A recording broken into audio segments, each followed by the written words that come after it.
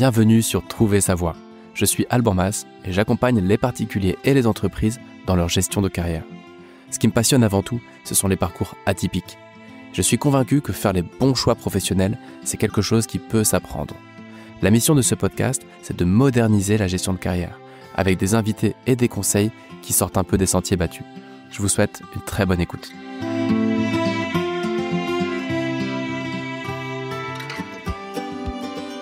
Ça y est, nous sommes en direct. Bienvenue Marie Delattre. Salut Alban, merci. Bienvenue à tous, bienvenue à toutes dans ce nouvel épisode donc, de Trouver sa voie, le podcast dédié à la gestion de carrière. Il y en a peut-être qui arrivent par ton biais, Marie, et qui découvrent Trouver sa voie aujourd'hui. Merci pour la com d'ailleurs. De rien.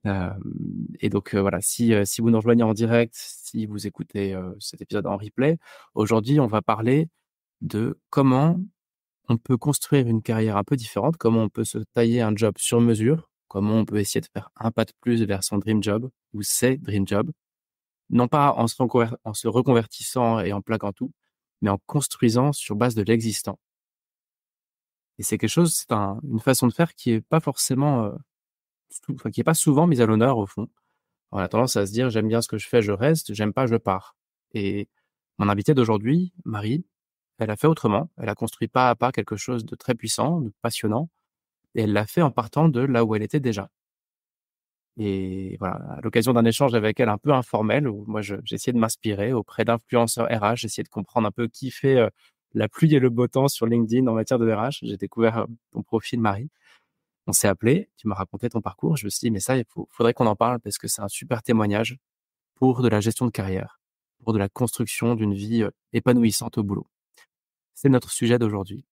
Et voilà, les petites news du podcast, sinon, il n'y en a pas beaucoup. Tout va bien. Merci de votre fidélité. J'espère que les tutos, le nouveau format un peu court, vous plaît. N'hésitez pas à me faire du feedback. J'en ai reçu quelques-uns.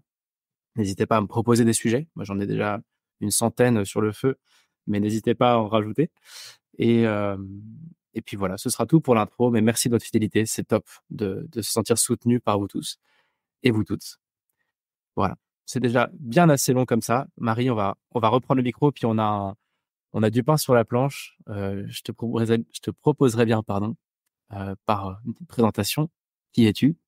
Et puis, qu'est-ce que tu fais aujourd'hui? Avant d'aller voir tout ton parcours, en fait. Comment tu t'es construite? Bonjour tout le monde, moi c'est Marie et comme métier aujourd'hui, je suis influenceuse RH. Ça fait toujours, ça surprend toujours les gens quand je dis ça, mais je crée des contenus RH et je travaille avec des entreprises qui s'adressent à cette population. Voilà, en 2 mots. D'ailleurs, c'est vrai que j'ai oublié de t'introduire en bonne et due forme. Donc, tu es influenceuse RH et tu as plusieurs cordes à ton arc. Tu as fondé une communauté RH assez influente en 2019 qui s'appelle la sororité RH, c'est ça? Oui. Qui est sur Facebook. Si vous entendez cet épisode, on mettra les liens pour rejoindre, pourquoi Ouais, c'est pas, un cette groupe, communauté. un groupe privé Euh, Facebook qui rassemble les femmes, ouais, RH. Seulement pour les femmes. Donc, je Oui, suis c'est pas RH c'est et je suis pas le une femme. sororité, donc C'est vrai. que des femmes. Sinon ça s'appellerait l'Adelphité RH. Ouais. Voilà. Non, c'est pour vous les filles. Tu as aussi lancé un podcast qui s'appelle Les RH de la vraie vie. Yeah. Tu communiques sur Insta, sur LinkedIn et tu as aussi créé une agence de conseil pour apprendre les clés pour parler avec des RH, ça, pour des personnes qui ont besoin de communiquer auprès de RH. C'est une agence d'influence, quoi. Conseil en influence RH, on va dire, ouais. Et Conseil en influence. communication sur les réseaux sociaux à destination de cette cible particulièrement. Ok, top. Bah écoute, merci pour cette petite intro. Je te proposerais bien de revenir sur comment tout ça a démarré, en fait, simplement. Et pour ceux qui nous écoutent en direct, je sais que vous êtes quelques-uns. N'hésitez pas à faire un petit coucou en commentaire ou à poser vos questions. On peut essayer d'y répondre.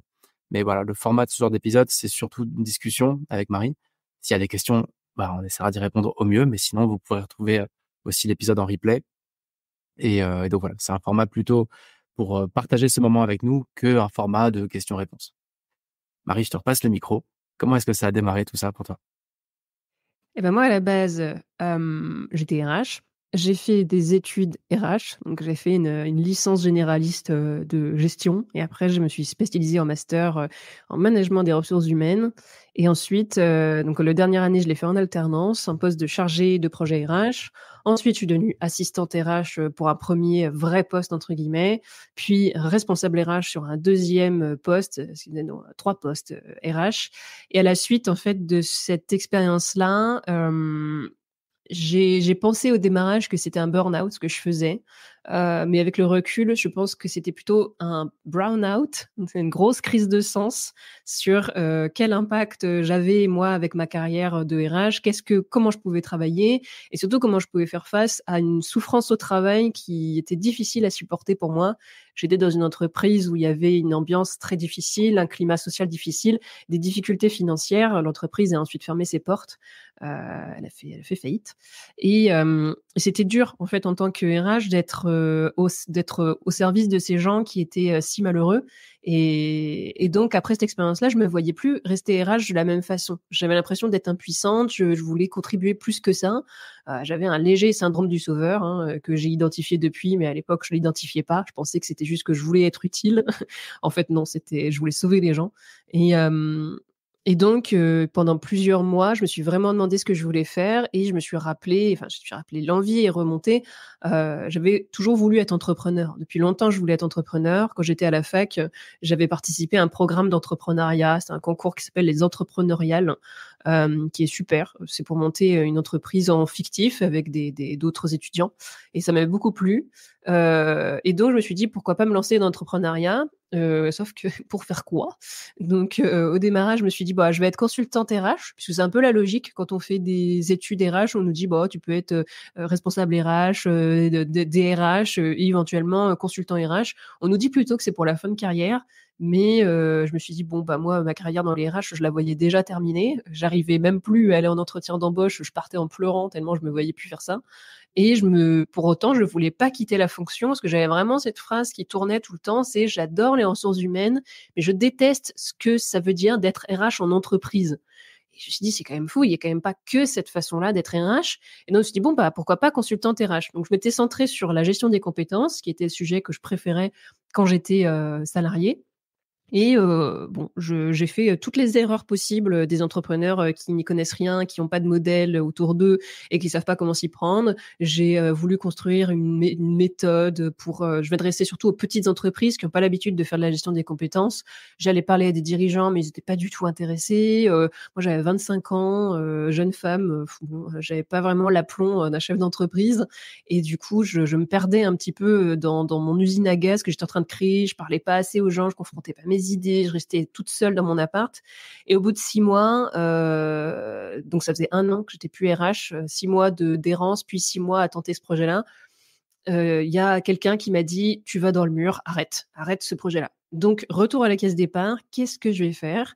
Et quelques jours après ça, je me baladais sur Facebook, sur des groupes, de partage de pratiques, RH et j'observais que bien que la fonction RH soit très féminine, ces groupes étaient quand même dominés par des hommes, qui étaient pas forcément RH d'ailleurs, des managers, des dirigeants, des personnes qui venaient poser des questions et auxquelles les RH répondaient et on les traitait pas toujours avec beaucoup de bienveillance, alors que c'était quand même des personnes qui venaient bénévolement aider les gens, dans ces groupes-là et je me suis dit: «Pourquoi ne pas tenter une expérience sociale de, rassembler les femmes en fait et d'écarter toutes les autres personnes, voilà, juste de mettre les femmes RH dans un groupe et qu'elles s'entraident entre elles, qu'elles soient toutes au même niveau et qu'elles s'entraident et donc j'ai eu cette idée. Le nom est tout de suite venu, la sororité RH, parce que, bah, la sororité, c'était un mot qui était pas très connu à l'époque, qui est toujours pas très connu aujourd'hui, mais qui est le féminin de fraternité.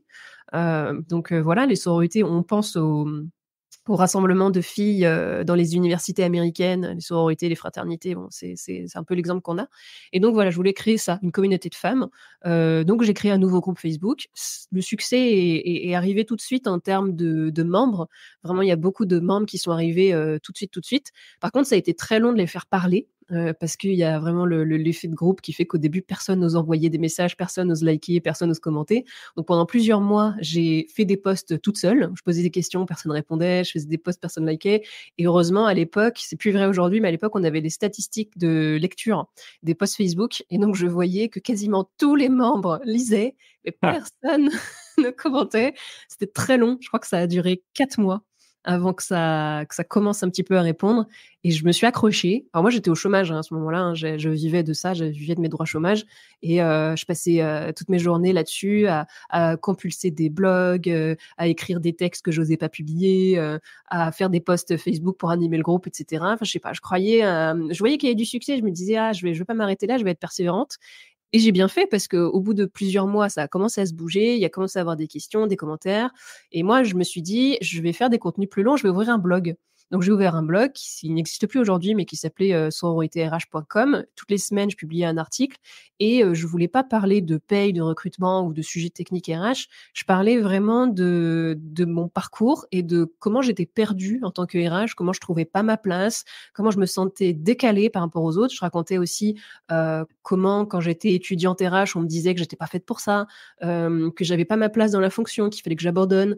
Et tout le monde s'accordait sur ça, quoi. Tout le monde me disait, non, c'est pas, les RH, t'as rien compris. Est-ce que c'est pas un boulot où tu vas aller aider les gens, t'es pas assistante sociale, t'es RH, c'est une posture gestionnaire, t'es là pour gérer des colonnes de chiffres, quoi, globalement. Et moi, il y a pas moyen, j'étais vraiment rebelle et je voulais pas du tout rentrer dans cette case-là. Et ce blog et cette communauté, c'était l'occasion de savoir s'il y avait d'autres personnes qui ressentaient ça aussi, qui avaient eu le même parcours.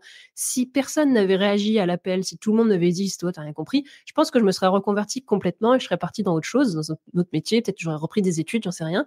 Mais en fait, il y a plein de femmes qui vivaient la même chose, qui étaient autant paumées, et je recevais tout le temps des mails, des commentaires de filles qui disaient ça me fait tellement de bien que tu parles de ça, parce que moi je ressens exactement la même chose, et je pensais que j'étais la seule, je pensais que j'étais détraquée, et en fait non, je me rends compte que si on était en 2019, on parlait pas du tout de la santé mentale des RH à l'époque, le burn-out, la posture professionnelle, tout ça, il y avait rien sur Internet, presque rien. Et du coup, c'était hyper innovant en fait de parler de ces sujets-là. Personne l'avait fait. Et donc, le blog s'est développé. Et moi, je me suis dit, je vais essayer de vivre de ça. Je vais essayer de trouver un business model qui convienne. Et l'idée, c'était que les RH soient mes clientes.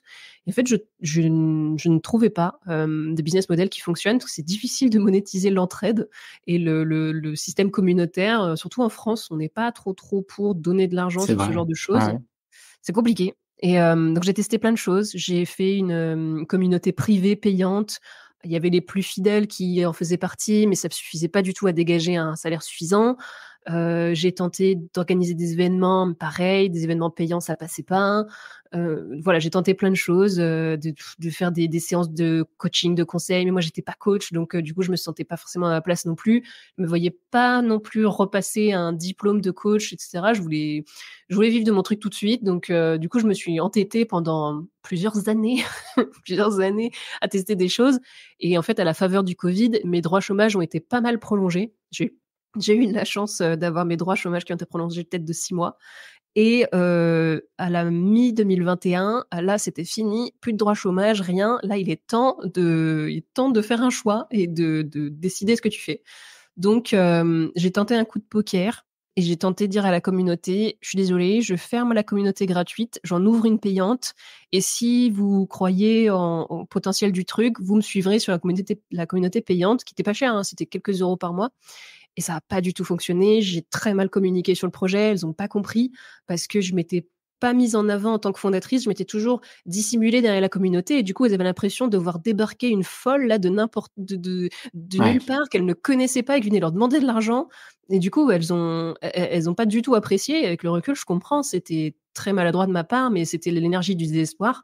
Et donc, ça n'a pas fonctionné. Et donc, ce que j'ai choisi, c'est de continuer à faire tout ça bénévolement en reprenant un job alimentaire. Je suis allée bosser dans un restaurant au SMIC pendant 1 an et demi pour continuer à faire ce que je faisais, parce que malgré tout, ça me passionnait. Je savais au fond de moi qu'il y avait quelque chose, je voulais pas abandonner.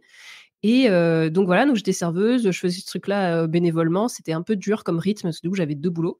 Et Et en fait, ce qui s'est passé, c'est que ma notoriété, elle a commencé à beaucoup augmenter. J'avais lancé le podcast, j'avais lancé Instagram, j'avais lancé LinkedIn, et j'avais des marques qui commençaient donc des marques, j'entends des entreprises qui évoluent dans le domaine RH, donc des outils de recrutement, des logiciels de paye, des SIRH, donc les logiciels pour gérer les ressources humaines, tout ça, qui sont venus me voir en me disant: t'as une communauté qui est intéressante, t'as une influence sur le domaine, alors qu'à l'époque, j'étais pas du tout connue comme aujourd'hui, vraiment rien à voir. Mais déjà à l'époque, ces entreprises-là m'avaient repéré. Ça devait, je sais pas, ça devait être du bouche à oreille, et m'ont proposé de faire des campagnes qu'on appelle influence aujourd'hui, mais à l'époque c'était, je sais même plus comment on dit ça, des campagnes de sponsoring, des tests. Donc je testais les outils, j'en faisais des articles de blog, j'en parlais sur le podcast, sur des trucs. Ça me permettait pas d'en vivre, mais ça commençait, il y avait un petit quelque chose qui commençait. Et le deuxième basculement, c'est en 2022. 2022, je me dis, j'en avais marre de bosser au resto, forcément, d'être au SMIC à temps partiel. C'était un peu, bon, c'était pas forcément ce que j'avais imaginé en ayant un bac+5 RH. Et donc, je me dis, je vais me lancer vraiment sur LinkedIn, mais cette fois-ci, je ne veux pas faire l'erreur que j'ai faite sur Facebook, c'est-à-dire me cacher derrière ma communauté. Là, je vais travailler mon personal branding, je vais me mettre en avant moi et je vais assumer vraiment mes idées, mon côté clivant. Et donc, j'ai commencé à publier tous les jours. J'ai commencé par faire 30 posts d'affilée, un par jour sur LinkedIn. J'avais 5000 abonnés à l'époque et je voulais, sur l'année 2022 entière, je me disais, si je passe de 5K à 10K, déjà, ce sera pas mal. Au bout de 2 mois, je les avais, les 10K déjà. Et à la fin de l'année, j'étais à 40.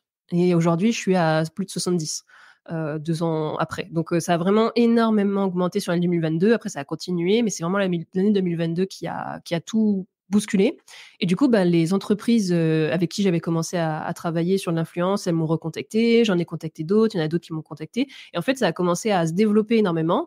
Et petit à petit, j'ai commencé à pouvoir vivre de l'influence. Et aujourd'hui, ça fait un peu plus d'1 an que je vis entièrement de l'influence et des campagnes que je fais sur principalement LinkedIn, mais aussi je fais sponsoriser mon podcast, j'interviens en conférence ou sur des événements, je me fais rémunérer pour ce genre de choses.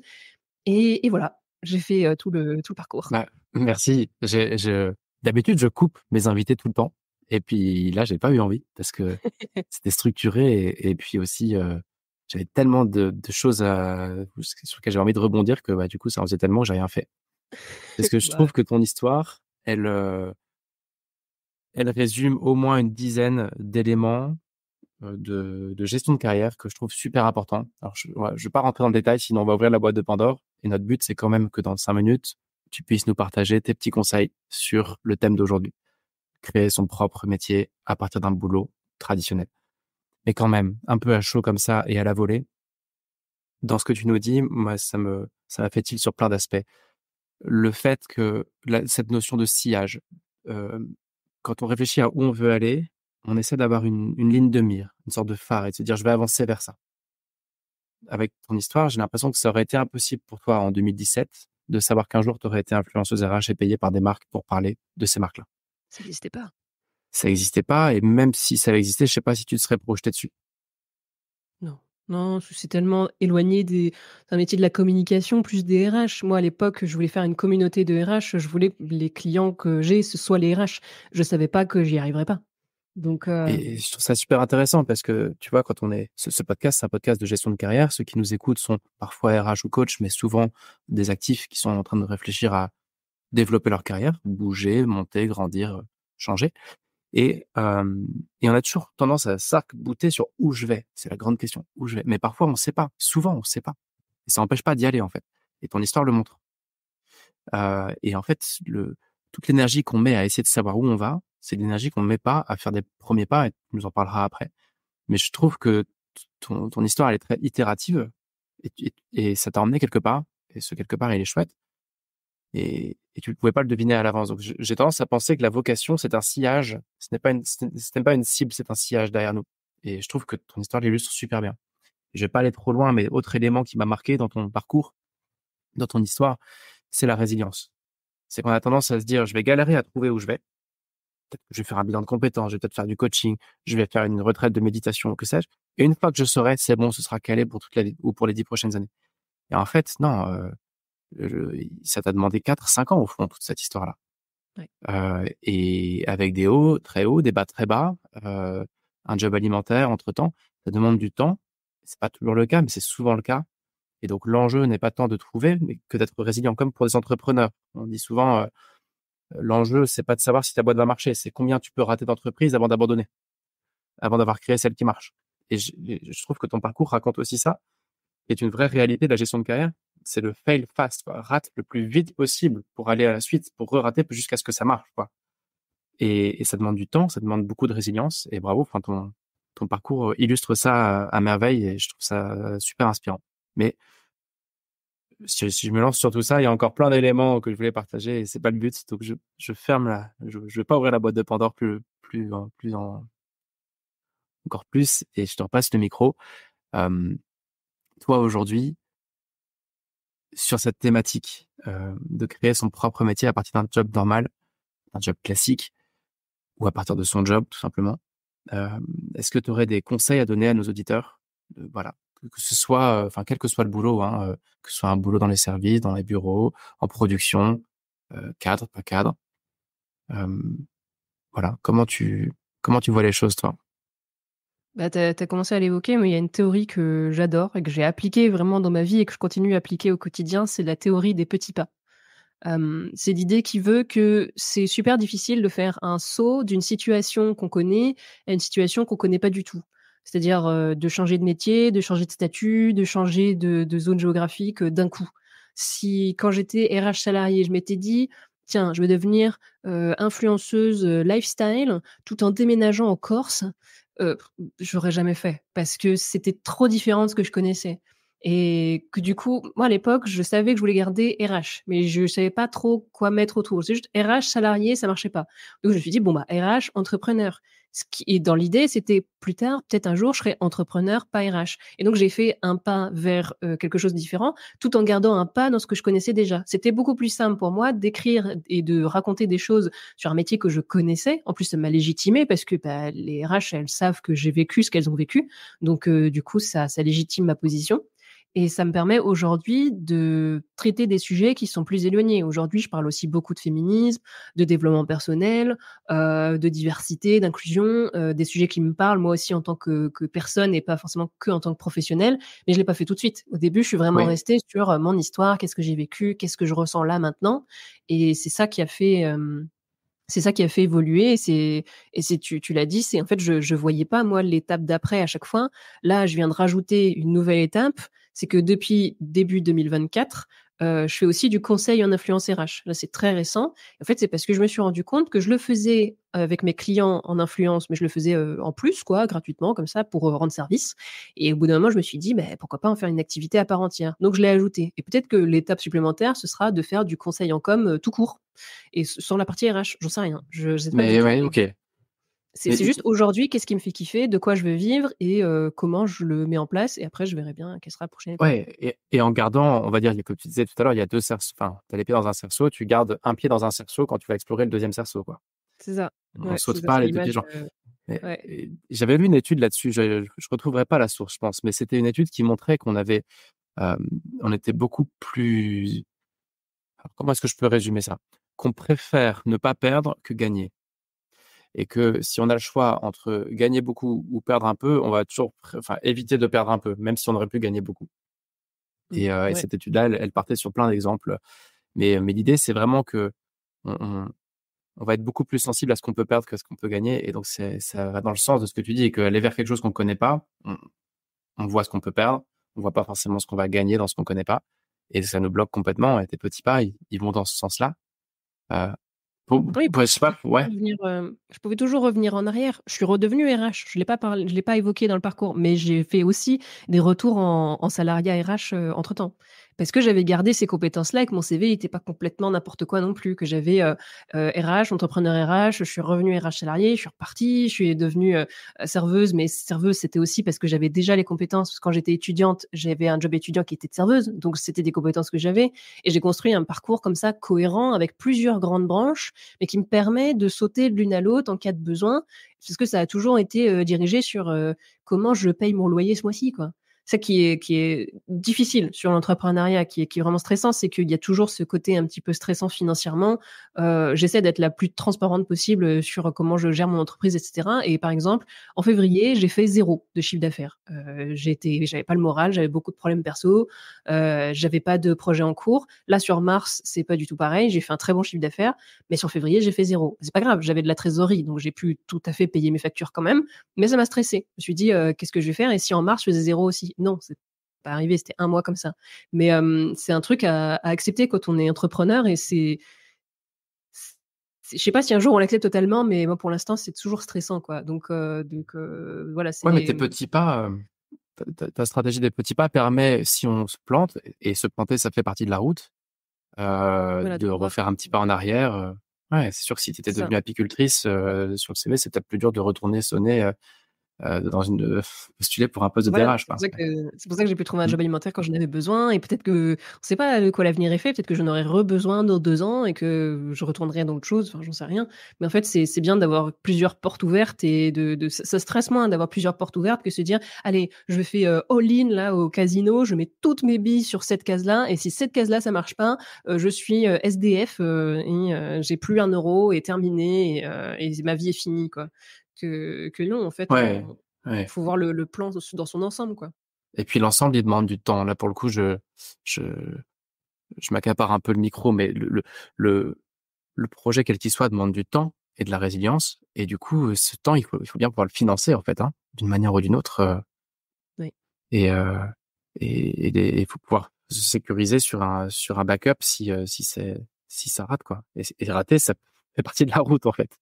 Oui, puis en fait, les Ouais. entrepreneurs, à force d'en fréquenter, on est tous un peu enfin, il y a quand même beaucoup qui vivent comme ça, qui ont des mois super difficiles, après qui font des missions, qui sont un peu plus éloignées de ce qu'ils font, mais parce que le client était là, parce que l'activité était là et qu'ils avaient besoin, de sous ou parce qu'ils avaient un projet à financer ou tout ça. Enfin, c'est vraiment pas, c'est vraiment pas un long fleuve tranquille, quoi.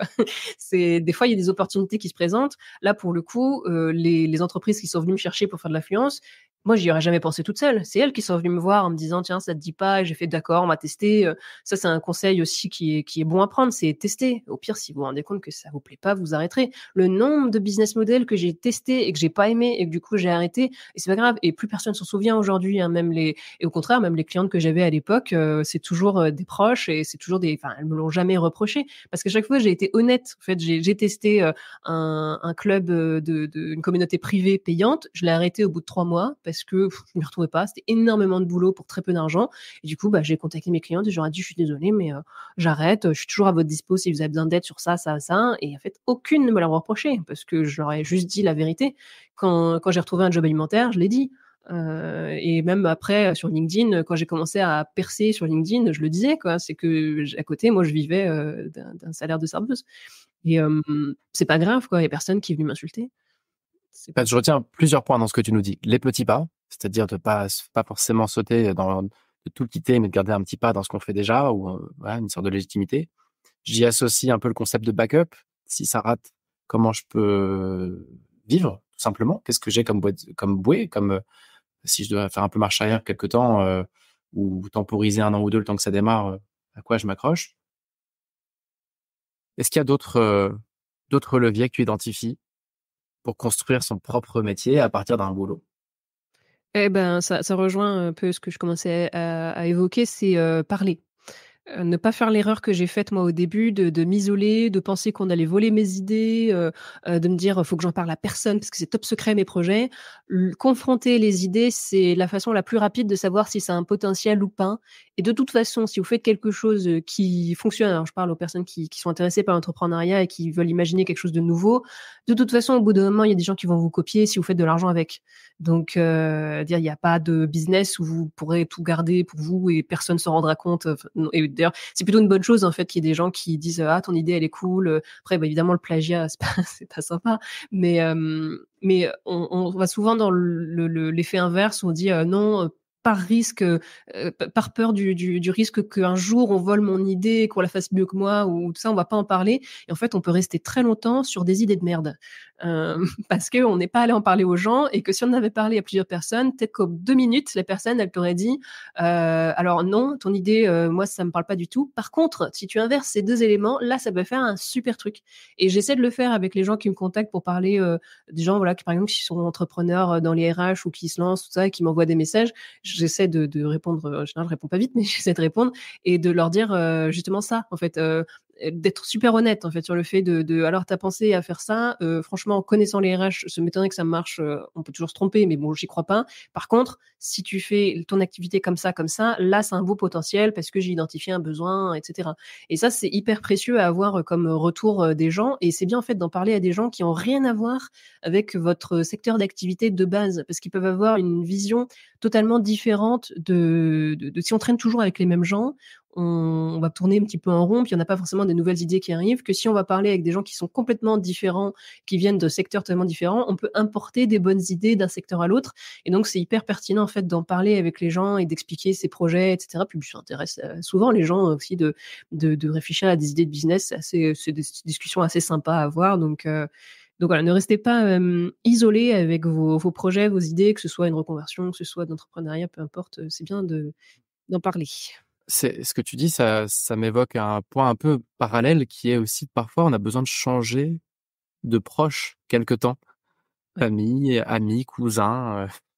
Il y a des, enfin, je sais pas si tu vas aller dans le sens de ce que je dis, mais il y a des fois où notre entourage devient un carcan, surtout quand on doit faire un pas de côté. C'est pas toujours le cas, mais quand c'est le cas, pour quelques mois ou quelques années, c'est juste indispensable de changer un peu d'écosystème parce que les gens nous renvoient simplement ce qu'ils peuvent nous renvoyer. Et si on n'est qu'avec des gens qui n'ont jamais entrepris et qu'on leur demande si notre idée de boîte est une bonne idée, invariablement, leur réponse sera non, puisque, Ils vont avoir puisqu'en peur. fait, ils savent pas et vont nous renvoyer leur peur. Tu partages ce ressenti? Oui, bah, j'ai dû le faire. Alors, pas forcément, changer, mais j'ai dû m'éloigner un petit peu, bah, par exemple ma famille qui aujourd'hui, est un soutien inconditionnel. Au début, ils avaient peur, donc ils m'ont pas encouragée, dans cette voie et je leur reproche rien parce que mes parents ont tous les 2 été salariés toute leur vie, donc ils ont pas du tout de et moi j'arrive avec en plus, je les comprends. Moi j'étais RH salariée, avec un bon diplôme, un bon salaire, tout ça, j'avais des responsabilités. Puis un jour, je leur dis: «Bon, j'en ai marre d'être RH, je vais lancer un groupe Facebook et je vais vivre de ça.»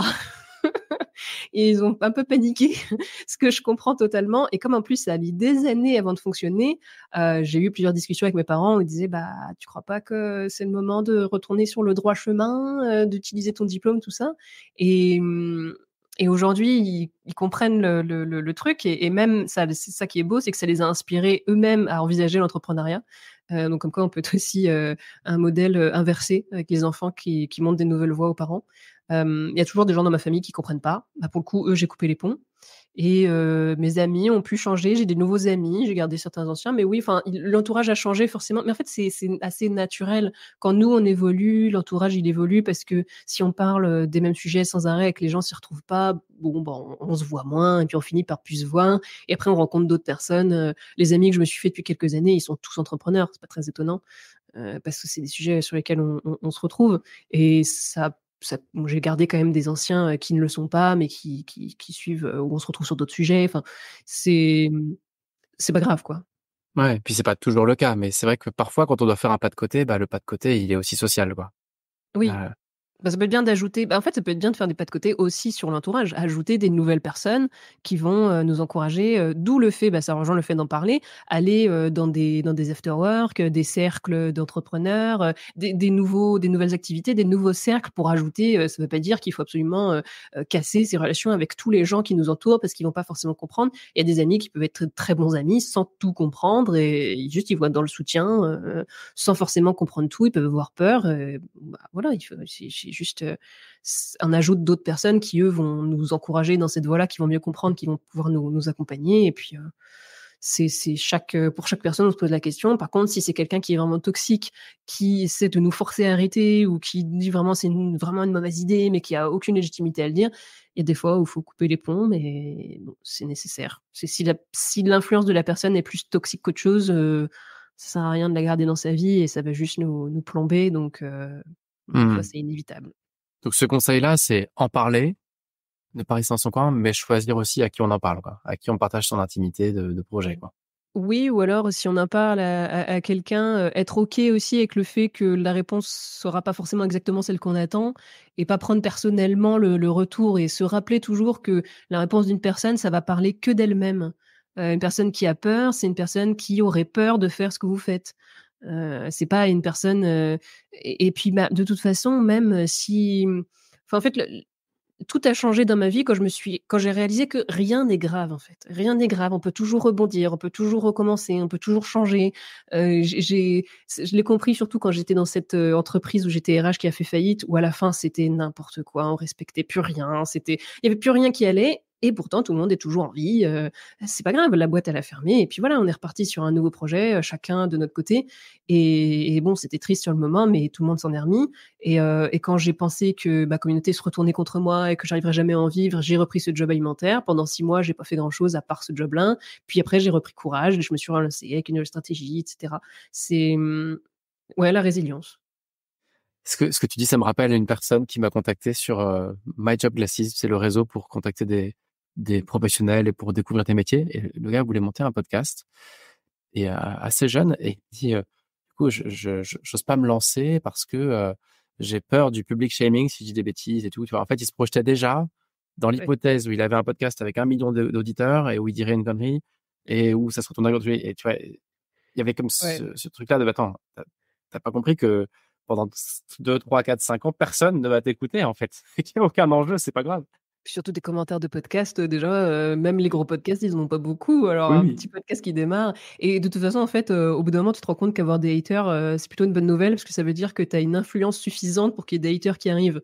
Mais tous les gens qui se lancent, dans la création de contenu, les premières années, ils ont pas de commentaires ou presque pas, ou des gens qui sont d'accord avec eux, puis c'est non, après ça peut être contredit sur les réseaux sociaux aujourd'hui et cetera, mais bon, c'est vrai que oui, c'est un peu anticiper une peur qui va arriver, peut-être plus tard et qui de toute façon peut être apprivoisée, progressivement. Ouais, c'est ça, c'est une question de progressivité. Et d'ailleurs, tu disais que quand tu as commencé, tu avais pas de retour. Non, non, vraiment pas. 0, à part savoir que tes articles étaient lus, quoi. Enfin, que tes posts étaient Voilà, lus. ouais, il y avait 1 000 membres, j'avais, statistiques de lecture, 800 lectures et 0 like, 0 commentaire. Ouais, C'était, c'était long. c'est rude quand même. Ouais, ouais, Et c'était ouais, pas ouais. long. Et d'ailleurs, tu vois, ce média, trouver sa voie, ça commence à se développer un petit peu. Il y a eu 2 fois où j'ai abandonné, dont une fois où j'ai abandonné 1 an, quoi. Parce que, parce que tu as l'impression d'être nul, que ce que tu fais, c'est nul. Mais en fait, c'était pas grave. C'est reparti après. Ouais, tu Et, as retrouvé le courage de relancer. et ton histoire le raconte aussi. Donc, pour ceux qui nous écoutent, si tu nous entends, que ce soit en direct, en replay, euh, voilà, n'oublions pas cette question de résilience là. Ça va prendre du temps, quoi. Ça va prendre du Ouais. temps. Soyons pas naïfs. Ça prend beaucoup plus de temps qu'on s'imagine, mais en fait, si si ça vous plaît de le faire, indépendamment des retours, continuez à le faire même pour vous, quoi. Moi, en fait, ça me plaisait de créer des contenus, ça me plaisait d'écrire, ça me plaisait de publier des trucs. Du coup, j'ai continué à le faire quand même, j'étais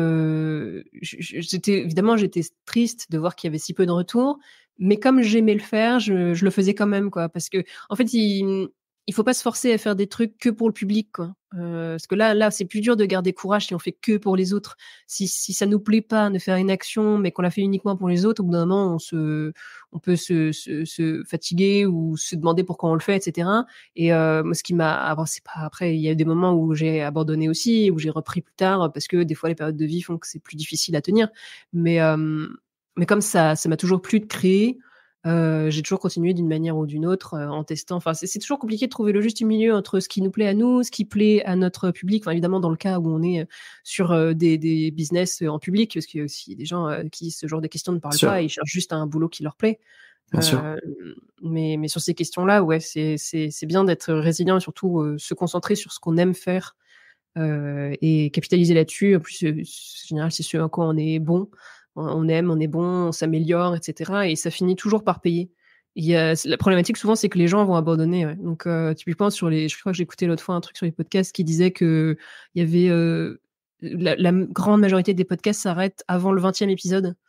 Et du coup, c'est pour ça aussi qu'il forcément en 20 épisodes, tu peux pas rencontrer du succès si tu pars de zéro. Si certes, si t'es connu sur un autre réseau, pourquoi pas, mais même aujourd'hui, moi, j'ai pas des stats de fou sur mon podcast. Il est connu entre guillemets parce qu'il n'y a pas énormément de concurrence sur le podcast RH, mais ça commence vraiment à arriver, donc voilà, faut partager un peu plus le gâteau. Mais j'ai vraiment pas des stats folles par rapport à des podcasts grand public, et c'est juste que c'est une niche. Et donc, c'est plus facile de faire son trou sur une niche que sur un contenu très, très grand public où là, je serais noyée dans la masse de tout ce qui se fait. Ça nous fait une intro, ce que tu dis là, ça fait une intro pour un des points dont tu voulais parler sur tabler sur ses qualités, si mes souvenirs sont bons. Oui, Partir de oui, bah sa c'est niche, ça. quoi. Ouais. C'est ça, après c'est cet outil-là dont on parle des fois, je sais pas, peut-être que tu en as déjà parlé à tes auditeurs, l'Ikigai, qui est un outil que j'aime beaucoup, qui est cet outil japonais où on remplit les cases. Enfin, vous chercherez si jamais vous connaissez pas.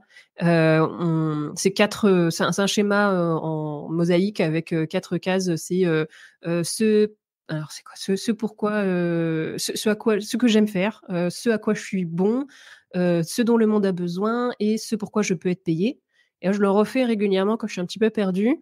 C'est très difficile à remplir, je pense que personne ne peut le remplir en entier, parce qu'on trouve pas forcément les liens, entre, Je prends la balle au vol parce qu'on a fait un épisode dédié avec Amandine Bussa sur ça justement en direct, où il y a tout un ikigai qu'on peut faire, et donc ouais, ça me fait penser que je dois mettre la ref.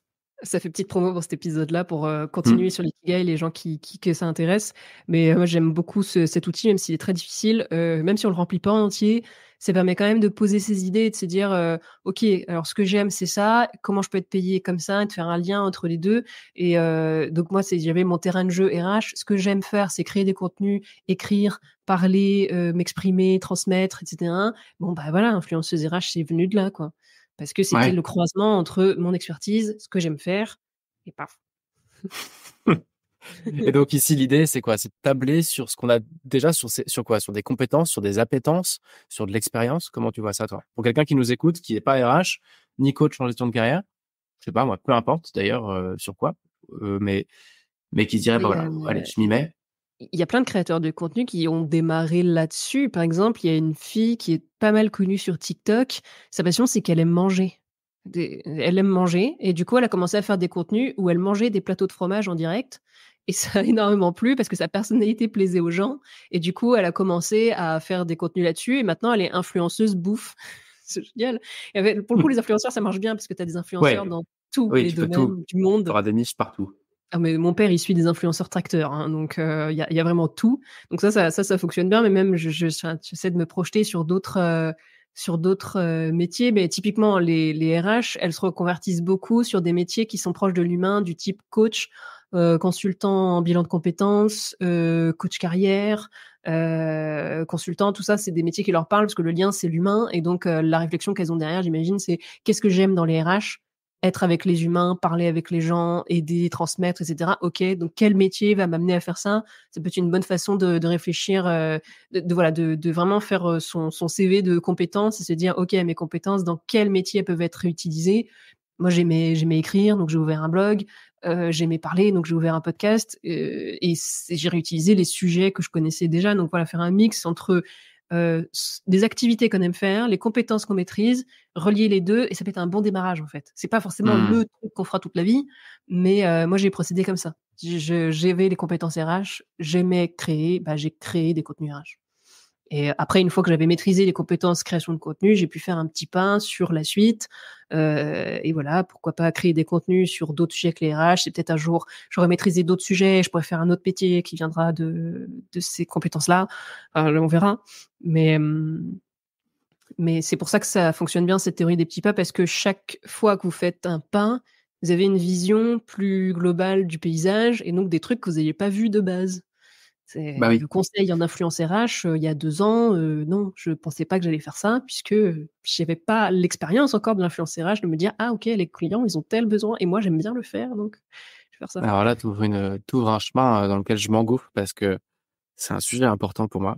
Et en même temps, on n'a plus beaucoup de temps, mais il y a cette question des portes qu'on va s'ouvrir. Et en fait, on a tendance à ouvrir des portes. Tiens, je pourrais faire ci, enfin, on ouvre la porte. Je pourrais faire ci, je pourrais faire ça, je pourrais me convertir, je pourrais faire ce machin truc. On va ouvrir une dizaine de portes. Puis après, on va en fermer deux, on va en réouvrir trois. Puis on va en fermer une parce que ça paraît pas réaliste. Puis on va en réouvrir une. Mais en fait, à un moment, on s'en fout. À quel moment tu rentres dans une porte? À quel moment tu pénètres à l'intérieur pour voir ce qu'il y a derrière et les 10 autres portes qui sont derrière. Ça va un peu dans le sens de ce que tu dis. Il y a pas mal de pas qu'on ne peut pas voir tant qu'on n'a pas fait le premier pas. Et Ah, la plupart d'entre nous, et c'est le cas de beaucoup de mes clients, c'est mon cas aussi, enfin, j'essaie d'éviter ça maintenant, mais c'est qu'on se contente de regarder les portes en imaginant ce qu'il peut y avoir derrière, mais on n'en sait, c'est absolument rien. Il y a que en faisant, en rentrant, ouais. en allant voir des gens et tout, ou en faisant le projet, qu'on aura accès aux Ah ça, portes d'après, quoi. c'est tellement ça, c'est tellement ça. Jamais j'ai pu supposer le résultat d'un projet avant de le tester. Et ça, c'est un conseil qui est tout le temps donné en entrepreneuriat, mais qui est vrai pour tout. Si vous voulez savoir ce que ça fait, enfin, comment un projet peut marcher ou pas, faut le faire. Il y a aucun moyen de savoir à l'avance, parce que même si une autre personne a tenté le même projet, bah, c'est pas la même personne qui l'a fait, donc ça peut marcher différemment, faut le faire et c'est pas, irréversible de le faire. Pas parce que vous êtes entré dans une porte que ça y est, toutes les autres, elles sont refermées à vie et c'est plus jamais possible de refaire marche arrière, si c'est pas un c'est pas s'il y a une image qui est plus parlante que les portes ou quoi, mais c'est sinueux, quoi. C'est très ouvert avec des fenêtres, des portes, plein de possibilités, Ouais, il y a plein, ouais. et Mais on voilà, sait il faut jamais ce qu'il y a tester derrière. et Mm. bah, tester et rien n'est irréversible et rien n'est grave, dire la grande majorité des choix, c'est irréversible et puis c'est ajustable en fonction de ce que vous avez appris en testant ce projet-là. C'est je teste un projet, je me dis: «Ah OK, ça a pas marché, mais j'ai appris ça, donc je vais aller tester ce nouveau projet forte de cette nouvelle leçon et OK, ça marche toujours pas. Bon, mais OK, j'ai appris ça et ça, maintenant j'ai 2 leçons que je peux ajouter dans un projet différemment» et à force, ça marche de mieux en mieux, logiquement. Mm. Est-ce que tu veux conclure quelque chose sur tout ça? Te sens pas obligé, mais après tout Bah, ce petit ouais, j'ai voyage qu'on a fait, pas mal parlé, bah, ouais, c'était une bonne conclusion, ça à tester. C'est vraiment important. C'est vraiment un truc que j'ai longtemps pensé que je pourrais m'en passer et qui était typiquement l'erreur que j'ai faite quand j'ai voulu me convertir. C'est imaginer, imaginer, imaginer de façon théorique sans aller tester sur le terrain et du coup, quand j'ai commencé à aller tester sur le terrain, ça faisait déjà des mois et des mois que j'ai ce projet-là et j'ai été frustrée de me dire: «Ah là là, j'ai gaspillé 6 mois. Si j'avais testé tout de suite, je me serais rendu compte qu'il y avait un problème avec ce que je faisais» et bon, bah, tant pis, c'est arrivé, c'est pas grave, je regrette rien, faut pas regretter ce qui s'est passé mais si je refaisais le chemin aujourd'hui, peut-être que je me dirais, «Eh, va tout de suite interroger des dirigeants pour savoir si la gestion des compétences, ça les intéresse». Réponse: «Non», change de projet. OK, ouais, en fait, il y a vraiment énormément de liens entre l'entrepreneuriat et la gestion de carrière. Et c'est pour ça Ouais. d'ailleurs que j'essaie de faire des parallèles entre les 2 depuis quelques mois là, parce que on peut difficilement driver sa carrière sans un minimum de culture entrepreneuriale, que ce soit du personal branding, que ce soit du lean, test and learn, bref, de la résilience. Il y a plein de trucs à récupérer, ouais. Hem, L'entrepreneuriat c'est un super chemin de développement personnel. C'est l'entrepreneuriat, c'est un peu bah, tu pas le choix, en fait. Quand tu te lances en entrepreneuriat, tu es obligé d'apprendre à te connaître, à tester des trucs, à assumer l'échec, à confronter au monde, donc de toute façon, la gestion de carrière, c'est un chemin de développement perso, mais l'entrepreneuriat, mmh, c'est peut-être encore plus rapide, quoi, encore plus ouais, et puis on peut entreprendre sans créer une boîte, en fait. On a toujours cette mmh, dimension-là, je suis entrepreneur, je crée une boîte. Mais non, tu peux entreprendre en créant une communauté gratuite qui fait boule de neige et puis on voit ce que ça donne ou autre, quoi. bah, oui, moi, j'ai pas Hem, ambition de faire, 50 000 € de chiffre d'affaires par mois, hein.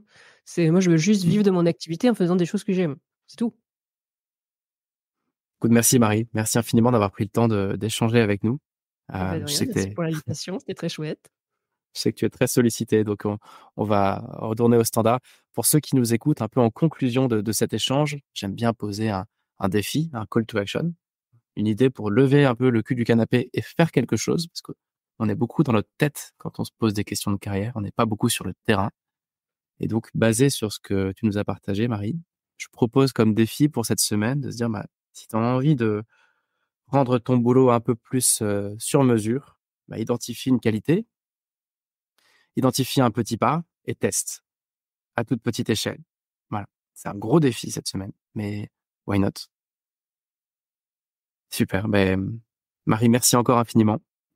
Merci à Et toi. puis, voilà, pour vous tous qui êtes, fidèles à ce podcast de plus en plus, merci de votre fidélité. Rendez-vous dans quelques jours pour un nouveau tuto et puis, à la prochaine, hein. Bonne semaine à tous. Si cet épisode vous a plu, n'hésitez pas à le partager à une personne qui pourrait en avoir besoin. Et si vous avez besoin de conseils de carrière pour vous-même ou pour vos collaborateurs, vous pouvez me retrouver sur albanmas.com.